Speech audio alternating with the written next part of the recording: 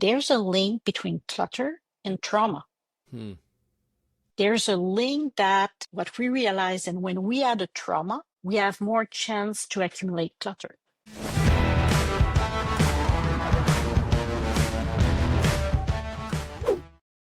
Hello and welcome back to the Ignition Path podcast. My name is Kyle Goodknight. I'll be your host. Today I've got a great, I stumbled across her book, flipping through Facebook, I think it was, and it's an amazing concept of what she has come up with. Then we had our pre-meeting and we ended up finding out that I'm a first responder, as everyone knows, and she was a first responder. And I was like, wow, this is a great, connection of how the first responder world and the trauma world combine with what she's doing now. And I'm not going to spoil it. I'm going to let her discuss everything about what she's doing now in the trauma-informed world. But I've got Valerie Huard on with me. How you doing, Valerie? Pretty good. Thank you, Kyle. Thanks so much for coming on the podcast. Of course, before we get started, everybody don't forget to like, subscribe, and share.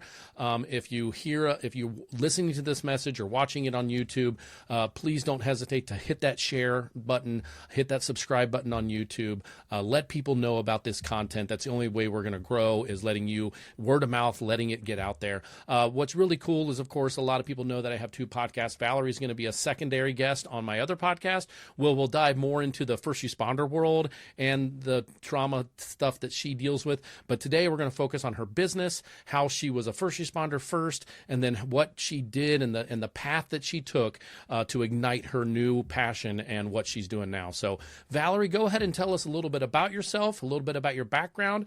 Go ahead and share with us about a little bit more about your timing and time frame and what you did in the first responder world. Of course, you're from Ontario, Canada, so it's a whole nother, we all, first responders all deal with the same stress anywhere in the world because we see the same things, but it's how the different municipalities and the different countries operate their systems that could apply more stress than others and have more things in place than others. And I know a few people from Canada that were first responders, and it's a whole different ballgame up there when it comes to mental health and how they help you deal with stuff.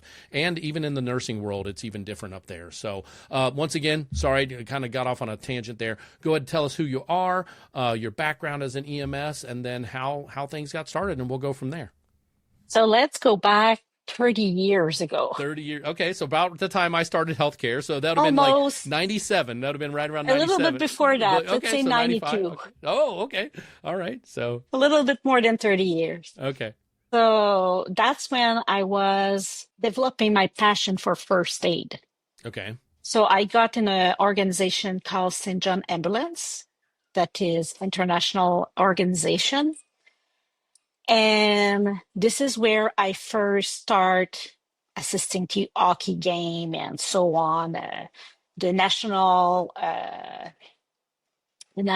day that we were celebrating and things like that, like administrating first aid during those events. So that was my first touch to first aid. And a little bit later in 96, I got into occupational therapy.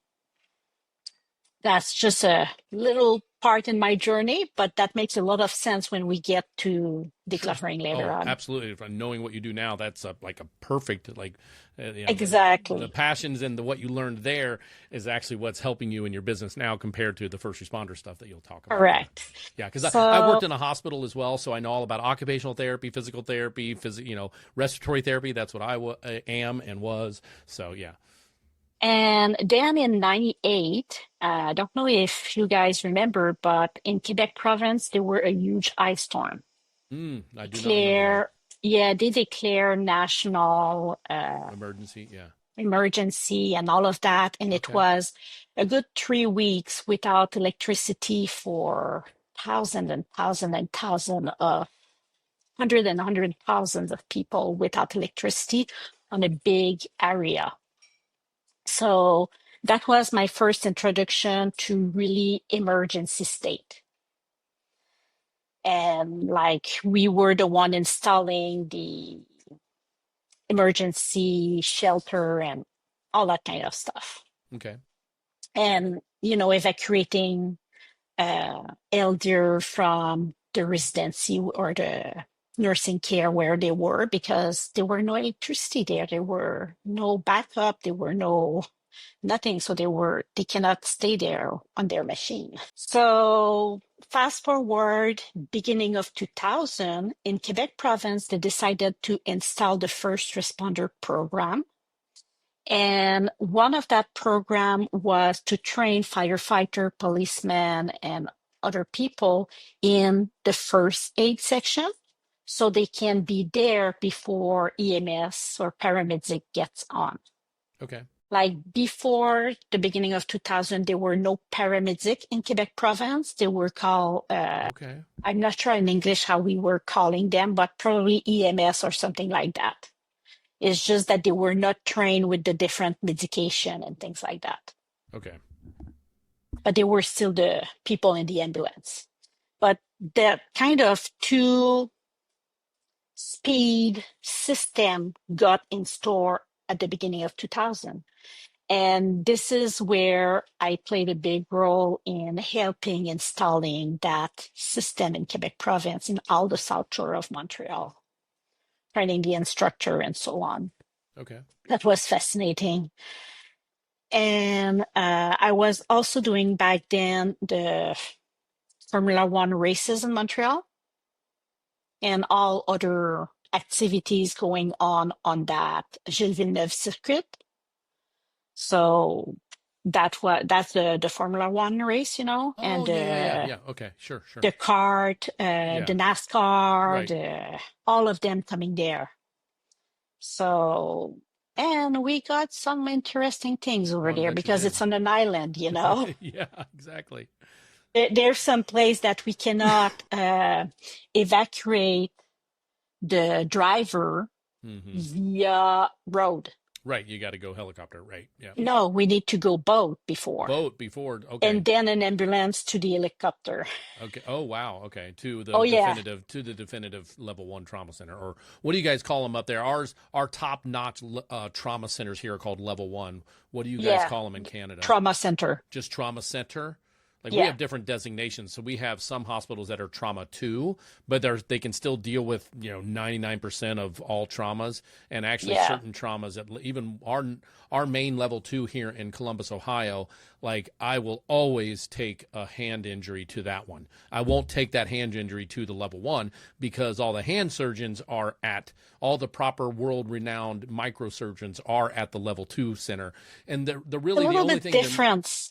It's a what's little up? bit A different. little bit different, I'll yeah. say that you can take a head injury to any hospital, We could take them to any hospital, but the but ideal, like the primary, the best place to go where someone would actually most likely have the chance of using their hand that's been chopped off or fingers that have been messed oh, up, it should be sometimes it will be bring to another hospital, stabilize, and then bring then bring, to yeah, the other sure. Oh, hospital. sure. I mean, if it's So depending on how it is. I'm just lucky I live in exactly. the city and I'm only 20 minutes away if I'm driving normal, let alone lights and No. sirens to get to any of my trauma centers. I'm just very lucky Yeah, to where I no. live. We've got high level pediatric and adult trauma care. I mean, the Ohio That's State good. University is right in my backyard, and that's one of the top hospitals in the country as well. So Yeah, no, in Montreal we have one as well okay, that is designated for the sure, races, and they even sure. build on the race they build an hospital Yeah, oh for to sure to deal with. stabilize. Yeah, exactly. Yeah, Yeah, with exactly. X-rays, with everything, Yeah, exactly. So operation so when room you and were the working so stuff. when you were working all of that stuff, that was just that one wasn't an entrepreneurial thing. That wasn't your own No, business. That was no, just it working for the wasn't. man. That was just working for the municipality or the private sector, Correct. and you were just clocking in and clocking out, doing your time and having your Yes. days off. Okay. But at some point, life continued rolling on, and I was having all in my memory. I was having nightmare. I was having flashback. I was having The difficulty PTSD. Yeah. sleeping, I just went to a conference all, last Friday, and you listed, like, of course, there's 4 categories of PTSD, and of course, like everything you've listed so yeah, far is like the top number 1 thing on each category. exactly. I That's don't want why to I laugh about it. select It's not a those funny one. thing, but it's like so many of us were never trained in what PTSD is or how to recognize it, and we're getting better, and we still need to get better, and that'll be our subject of the other podcast, of course. But go Yeah. on. Sorry, I didn't mean to interrupt. So basically, I got diagnosed with PTSD back Okay, so then. you did get diagnosed. Okay, I got diagnosed, yes. Back then, they were not talking about complex PTSD or correct. childhood. Sure, childhood Those traumas, designations ACEs, yeah. were not there. So, but I got diagnosed, and the psychiatrist asked me to stop what I was doing, basically, Okay, like to one way go to on solve it leave is just for, get out of the fire. Yeah. yeah, but to get on leave first, but I was not able to go back after. So, but it was the beginning of my journey of self-growth and healing. And my husband get into the military during that time. And came the moment where we were needing to move. They sent an estimator because it's the military who moves you from place to place in the country. And I will always remember that guy coming in and saying, "Ma'am, we cannot move you. You need to let go of at least half your belongings." Wow. We were having the equivalent of an 18-wheeler truck of clutter to let go. And In even one if house. I talk big, Yeah, people were able to come in my home and not seeing the clutter. It was all in hidden place. So my living room, my dining room, yes, there were piles of paper on the dining room and kids' toys around it, but it was not like we see on the hoarder show sure. where Oh, they I've bring seen. I've dumpster, been in. I've been in hoarder homes, just as you probably have as well. on emergency Yeah. runs. We're like, we have to chop the side of the house off so before we can get them out of here. That kind of Yeah. stuff. Yeah, So, but we were able to circulate and all of sure. that in the home. So, but that was the first time where it really hit me. I need to let go of half my possession. Yeah, but it can be tough. So, yeah, my husband had to move first because we had 3 months to declutter. That wasn't enough. And I stayed behind with two toddlers. And the night he left, I was really wondering, will we be able to reunite at some point? All those questions about life. And then I started on a journey of decluttering.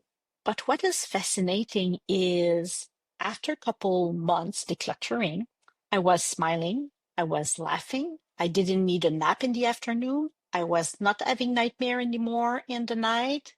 Like as I let go of my possession, I let go of the trauma as well. Wow. Exactly. So we'll So dive more into that into the other podcast, yeah, but so basically, yeah. Well, we'll dive a little bit here because I do have a question. yeah, So because I'm sure that what you're doing now, and we'll get more into depth on exactly what you've created, which is why I really wanted you. I was so glad I found your name and was able to contact you because I'm like, this is a great topic for both my podcasts. But when it comes to so what did you find, or the studies that you found? Because I know you've written a book and you have a program that deals with clutter correct. and trauma, trauma informed and trauma, what we do and what some So people do as trauma. When it comes to, I'm trying to figure out how to ask this question without giving everything away until later. Did you find when you started, you mentioned that you started being happier as you let go of some possessions? I Were some of didn't, those possessions like holding on to some of the trauma that you had a reminder some of yes, certain some things? no. Okay. Some yes, Okay. some no. So, and then we were able to reunite, Were but you sure you weren't just happy because your husband wasn't there? I know. No, no, I'm I'm just sure. I'm kidding. I'm kidding. I'm My wife is sure. happy at certain times when I'm not around, but then she's always like, I miss you.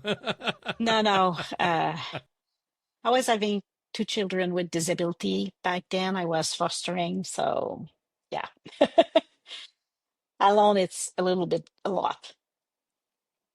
And when we reunite, I decided to become a home stager. This is when we Okay. decided to get onto the entrepreneurial journey Okay. because I was wanting What to year was help. that? What year was that, you think? That's in 2014. Okay. And then I did my training before starting the business to be basically, I didn't want other family to have to live what we had to live. I Mm, was wanting to basically at the beginning helping military family to be able to move without being separated. They already have all the mission and the posting and things like that that get the family separated. There were mm-hmm. no reason when they moved to get separated. In 2015, when I started working with families, I realized pretty fast that it's not putting a blanket here or there or removing some picture frame that is difficult. What is difficult is the decluttering Yeah. in preparing a home. Yeah. So I get trained in professional organizing. And the more I was going into home of client, more people were talking to me about their trauma. Hmm. Yes, there were something that I was having an opening about that.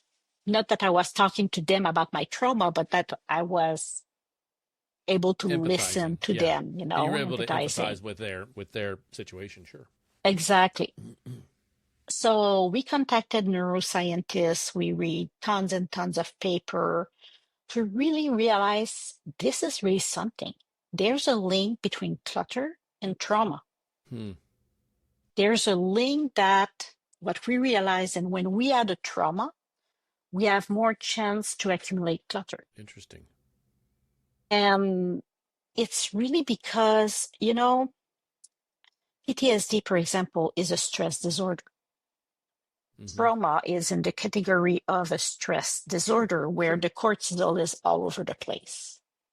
Basically, we stay in a state of stress way too long and it stay Right. Right. there, Yeah. The cortisol levels cortisol, and yeah. cortisol, Yeah. cortisol. Come Cortisol. on, give me Yeah. that. Boop, boop, boop, boop, boop, boop. That's what it sounds like when our tones go off, and then you get in, you come back, and it's a physiological thing for cortisol levels to come back down, and then But boop, boop, boop, boop, boop, boop, not, and but it just comes back up.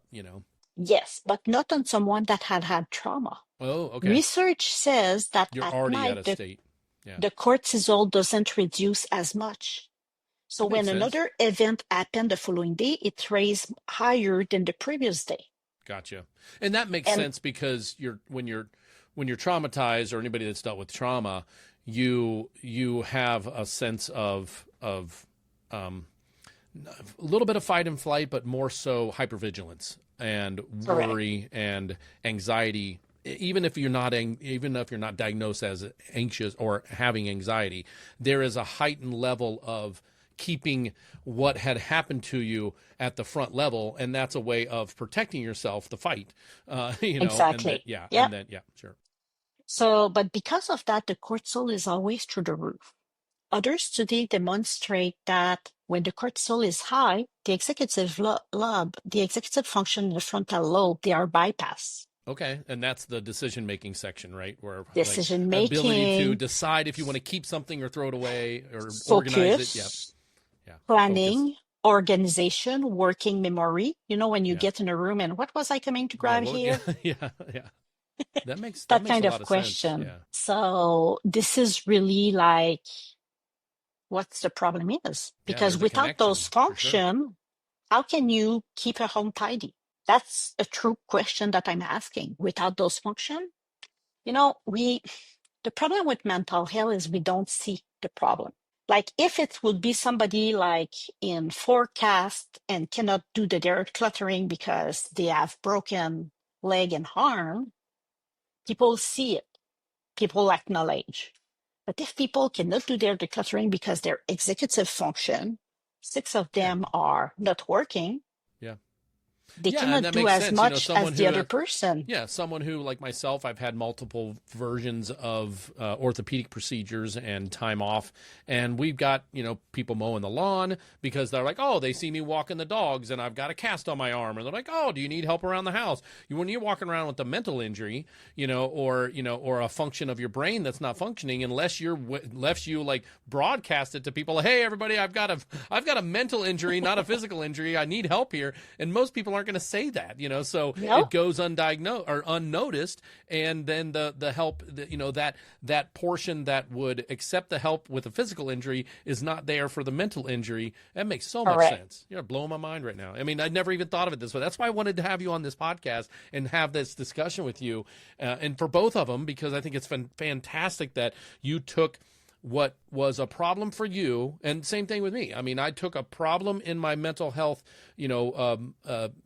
classes and stuff that I was building for mental health resilience training, and I took and that was going god awfully wrong. No one was interested, and I started my podcast. And then when I started that podcast, I realized, wait a second, I'm really good at podcasting, and I'm really good at explaining to people how to podcast. So let me start another podcast that's geared more towards business, because I've always been an entrepreneur. And for us to have this conversation and know that it's going to benefit not only the business path, because there could be someone out there listening, maybe they're not a first responder, maybe they're not a hoarder, but this is like such a unique area of concept that somebody may have an obscure concept that they've been sitting on for years and they have an expertise in it, but they don't think it's a business and they want to start a business, and it's just lying there. And like, wait a second, if someone can turn their hoarding into a business, let's do it.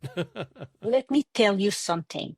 The number of entrepreneurs that I see that had trauma in their past, and because of that, they're stuck in their business. They put it on the reason of procrastination and laziness. It's not. Often it's because the trauma is there, their desks are cluttered, and their executive function are just saying, no, not right now. But it's possible to change that and then be successful in business. So even in business, it's totally apply. Absolutely. And that's my business, what I've done with my business, including when I went, even go back almost 9 years now for voiceover, when I started my voiceover business, it was always people like, why did you want to become a voiceover actor? I mean, I know you like to talk, Kyle, but come on, like you want to trap yourself in a padded room and talk to a microphone in the walls. And I'm like, sure, and I've got the ability to enunciate and have different character voices. And that's another reason why I wanted to do voiceover.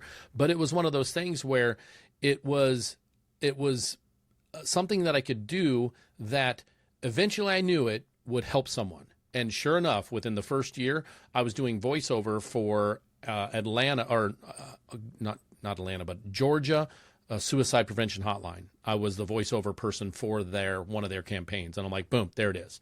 And so once that happened, more confidence came in, the understanding why, this is the reason why I did it, other than just the fact that I've got a decent voice, and so it's neat to hear and talk to somebody who's created something like you have that can help not only the entrepreneur, yourself, and eventually, and some of those first responders, and a lot of first responders are entrepreneurs because we have time to do another job, hopefully. I'm not a big fan of telling first responders that they should get a second job because they have the time in the same industry that they're first responder in, right?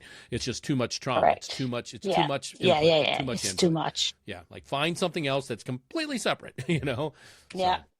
So that brings us to 2015, 2016, approximately there, where I really start working with clients that had trauma. And then I specialized to work with people that have trauma. We published our first book in 2018 with the Do Well method explaining it. And then we put the business on a hold for a year and a half, just before COVID. It was not COVID yet. For some family reason, another member of my household got a trauma, severe PTSD, and had to help like with them. Something happened in his life that make him really, really affected. Mm-hmm. So I say, if I'm to help everybody out there, I can help someone in my family. And you've been through it. Like you have the experience. Same reason why I started the Elevate podcast. I came through my blind side. I wasn't labeled PTSD yet, but I was clearly on the way. And I raised my hand before the 30-day period. And that's the only reason why I wasn't diagnosed with PTSD, is everything happened in a really small period of time.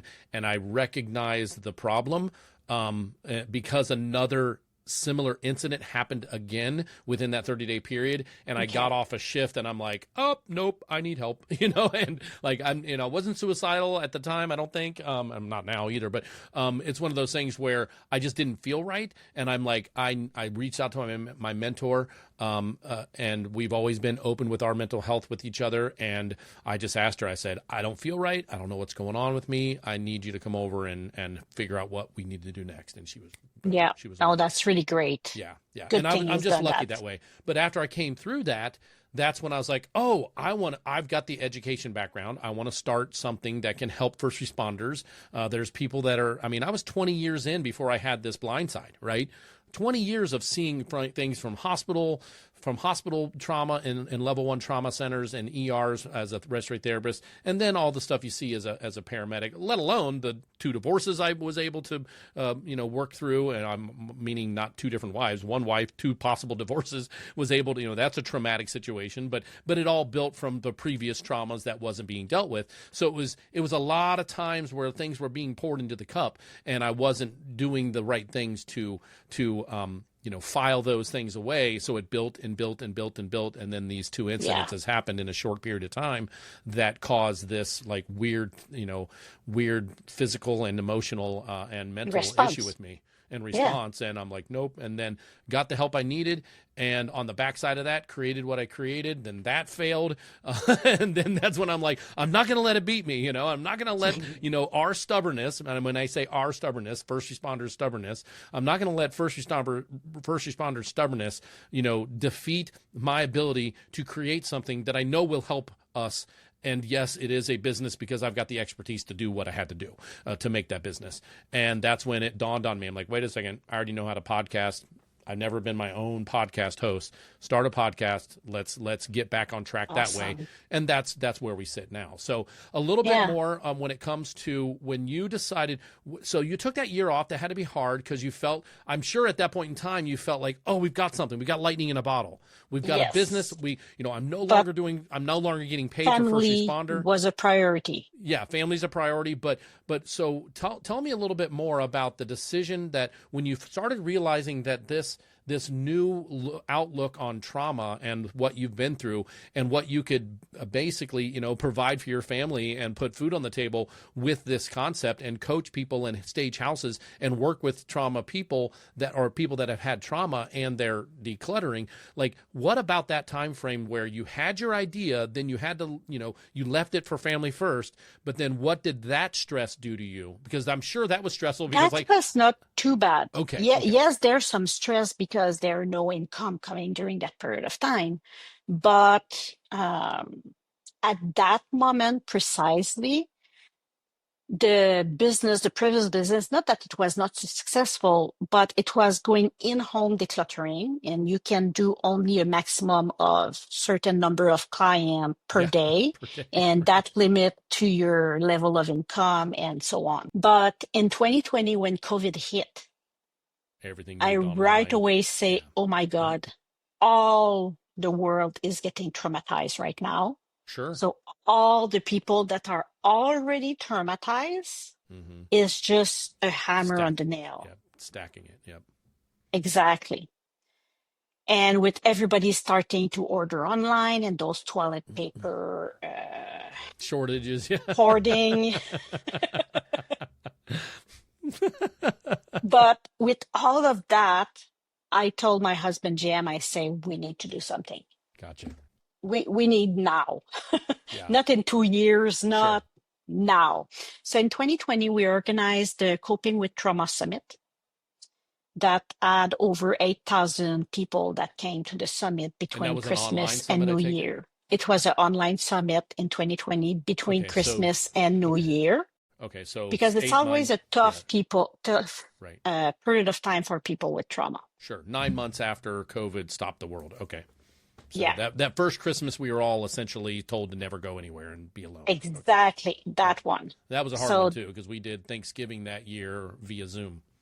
Yes, we did the same. Yep. Yeah, so we, at the Coping with Trauma Summit, it was a real success. People were telling how everything they were dealing with, Mm-hmm. So right away in 2021, we started what came eventually what we have now as our 1-year program. Okay. And so now you have a program where Are you still seeing people physically in your local No, area, or is it all no, online? And it's then all online. I have clients around all North America. I have okay, clients in Great Britain, in great. Australia.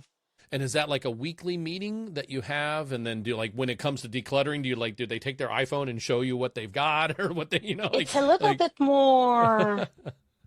The thing is, what I did is, with trauma, the problem is you never know when you get triggered. Sure. Oh, absolutely. So I created a Yes, I safety know. net of meeting. Yeah. So there's meeting Monday to Saturday, and there's different time in the day. So it's really like a safety net that if something pop up, they can jump on a meeting. Okay. Okay. So Now, is it that a doesn't group mean to style or is come, it one-on-one? it's group style. It doesn't mean to come at every single meeting. Some do, some come to 2 meetings a week. So it's really depending of the individual. But there's some online component of material that we recorded, and there's a workbook, there's the group where coaching happen. And yes, I have some client in private, but most people are in the group program. So the group program could be a good, and that's exactly what I wanted to do with my first responder mental health resiliency training, is eventually do a point where we've got a group. We've got someone we meet once a week. We share our stories. We talk about our successes, our struggles, and I had all this stuff planned. It's just no one would ever sign up. No one even ever showed up for the webinars. And that's Not when I had to easy at the beginning. Not yeah, easy. not easy. Not in 5 months worth of no one showing up. That's when I was Russell like, man, I'm Brunson. defeated. Yep. So it was Do one of it those. for 1 year, every single day. Exactly. But that's when I started, and I know for a fact that I've already helped probably more first responders starting my podcast by having it out there in the world for people to tune in at their leisure and get the information, at their pace instead of this forced pace, which is also a problem with us first responders. We don't feel like we need the help. So it's a nice, non-abrupt way for them to tune in to hear the different strategies and the different things that I present. And then, I talk about both podcasts on each podcast. So sometimes the entrepreneurs, as I'm talking on the other podcast, they come over to this podcast and they get entrepreneurial help. So it's like two of my, my two passions now, of course, and are, my first responder world is still a passion. I'm still doing it. I'm 9 years away from retirement, but I want to do something after retirement that still helps our people. And this podcast and what I'm building with this, and now I've had people that are running events that are asking me to come and speak as first responder. I've got people asking me to come and speak as business entrepreneur. So it's a good mix of both things, and showing other first responders that there is possible. something out there that you can do if you have just an idea. So let's get back to so the way that you structure everything now is, how do you generate your leads? Is it word of mouth, Facebook ads? We had Facebook ads. We had a YouTube channel. We have a YouTube channel, and we have a podcast. Okay, great. So basically, it's a 3-way of generating leads. Okay. Word of mouth, we would love to, but we're talking about 2 stigma here. Mm-hmm. It's a different stigma when you're taking not just the mental issue, but then now you're exposing a physical problem that in their space, and that's very, very intimate. I guess. Yeah, because most of the people don't let their friends and even sometimes their family get in their house because they feel ashamed of it. Yeah. Yeah, I'm lucky. My wife's a nurse, and do we have clutter? 100%. Do we have a room called the mystery bedroom where it's hard to walk through? But that's like the catch-all. But it's like, yeah, but it's one of those things room where we do our best to keep up. We do have 4 dogs, so that helps because we got to keep things, cleaned up for them. But no, we have our own. I mean, and it's one of those things where I've got an attic. I'm not an attic. I've got a crawl space that has so much stuff. Like I would need to go and I could nix probably a third of what's up there. A lot of it's, previous stuff like toys for the kids and pictures and stuff like that. But a lot of stuff like the different, like Christmas decorations. We've got way too many we don't even use half of the Christmas decorations we have. But then you start to think about throwing them away. We're like, well, I may do this, so. Yes. And that's not just the only problem. When people start decluttering, they feel overwhelmed. Well, then that's the So biggest part. Yeah, that's if the they biggest part. didn't deal with the trauma Yeah, and they start right away with decluttering the physical space, it's a road for failure. yeah, yeah. It's in the sense that it makes like a pendulum, you know? You let Hmm. go of clutter, it come back. You let go of clutter, it come back. You let go Sure. of clutter, Oh, it come yeah. back, you know? We just went to Disney last weekend and we got more stuff. You know what I mean? Yeah. I've got That's more what boxes now to happened. be, how do I pack? And I'm a box hoarder. I love my technology boxes. Everything's packaged so pretty now. I'm like, well, I can't throw this iPhone box away. I'll never use that iPhone box again, but it's packaged so nicely, you know? It's like, and so I've gotten a little bit better with that. And I have, you know, but another reason why I don't throw away boxes, especially with technology, is sometimes, well, what if I sell that technology? I want to be able to sell it with the original box. And I've struggled with that a little bit too, because I understand that it's worth more, or at least looks better to a buyer when it's in the original box. So it's just, you know, what do I do with that? So I was able to have some strategic areas to hold that stuff. That strategic area has now been gotten rid of. So now I have just a bunch of boxes on a desk in that mystery bedroom, and I need to figure out what to do Yeah. with it. But I will. Yeah, so that brings us to where we To are where right you are now. now. So when you have so is it truly webinar? Like, are you having another webinar soon to be able to inform people of this, or like what can we promote for you? What can you talk about now that anybody listening could go and find what you do? How to get, you know, I'm sure you do a free consult and all that good stuff. So what is it that you do now to help people go to the next stage once they hear what you do, and it's intriguing and it's interesting to them? Yeah. Let's say there's two things that I want to mention. One is a lead magnet, an offer that I want to do to people. Okay. It's to get the 7 secrets of decluttering. Okay, perfect. A little And I freebie. will Okay, perfect. provide you, yeah, I Yeah, will the link will provide be you below. the Yeah. address so you can put it in there. People can complete a short form, and then they can get into the receiving that first page explaining them 7 secrets of decluttering.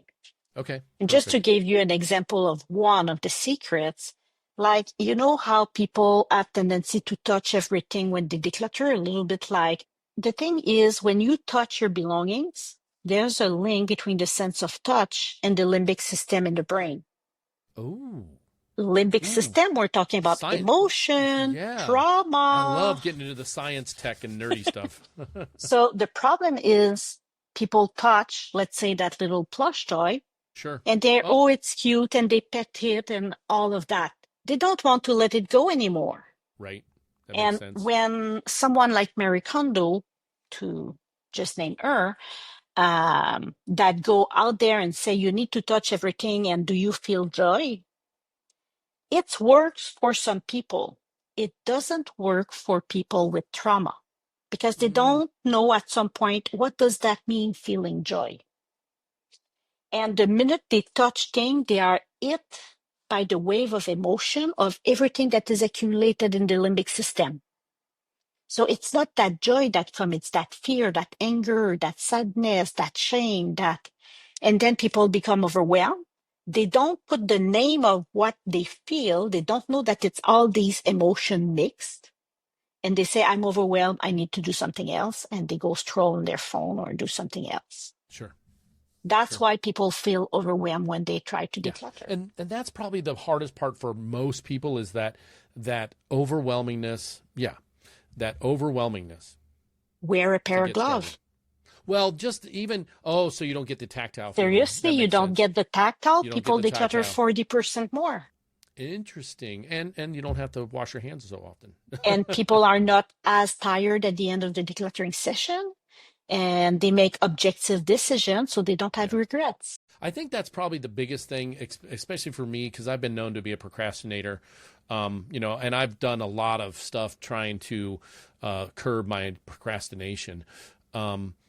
And I guess that's probably the toughest thing, is that overwhelm to get started. Like that, like as soon as I'm started, my ADHD kicks in and I'm awesome. I can make decisions, I can set, okay, I don't know about this one yet, and I'll set it into a corner, and then I'll like, nope, I don't care about that, and I'll throw it away. So like when I start getting, as soon as I turn the corner of doing any of my projects, whether that's building, whether that's, decluttering, because I've had issues with decluttering, I have, and it makes total sense. That's why I wanted to talk to you. This is kind of helpful for me too, and as a personal realm, let alone who's listening. But yeah, that getting started, I think, is the hardest part. And let me tell you that, and that sucks. But the reason why is because the trauma is not all let it go.